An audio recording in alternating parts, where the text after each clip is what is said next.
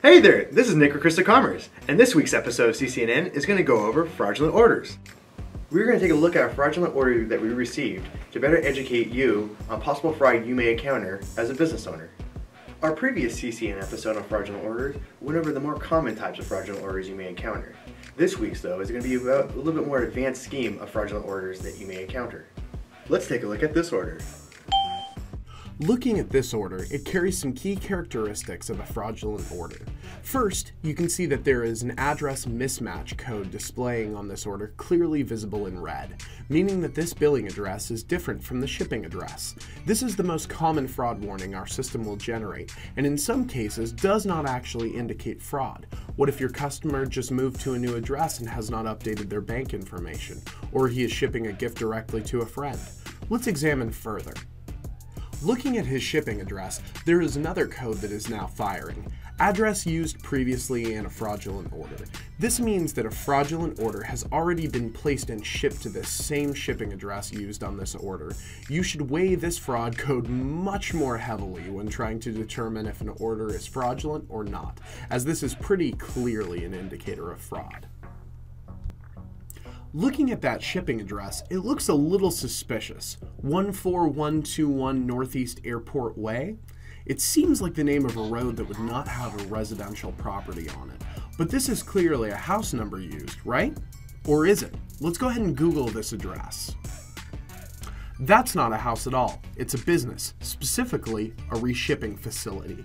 These companies rent out storage boxes indicated by the number supplied on the address. Then, when the goods are received, they actually ship them overseas rather than keeping them within the United States. This is a very common way for fraud to occur. Once this reshipping facility acquires those products, they're usually gone for good. Another important fact to note is that if a customer pays for goods with a PayPal account, they are entitled to submit a dispute to PayPal, just like you would dispute a charge with a bank, arguing that they never received the goods, even if they did.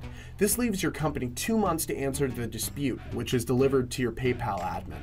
It's very important to stay on top of this, because if those 2 months pass, PayPal will typically side with the person who filed that dispute. That's definitely something you want to avoid, so make sure you're regularly checking your PayPal admin to make sure you don't have any disputes against you currently. The third thing to check with this order is the IP checker tool, which is within the order. It definitely finishes painting this picture for us. The IP is in the Czech Republic, which is definitely not where it says this is going to. That's a huge red flag that should make you reconsider fulfilling this order. If you are still unsure if the order is fraudulent or not, start by checking the items that are in the order. Do they make sense? Or is the customer ordering $800 in beta edition magic cards and shipping them to the Czech Republic? Has the customer ordered from you before? These questions can definitely help you gather the info you need to determine if this is indeed a fraudulent order. Finally, you can contact support over live chat to review an order if you would like some advice. Although we must stress that we are not professionally trained fraud experts, and we can't be tasked with making the final call. Although we have empowered you with excellent tools to make educated decisions, we definitely want to help you out, and if you need anything, please reach out to us. We'd love to help clarify if something looks a little suspicious or not. Thank you for tuning in for CCNN. I'll see you next week.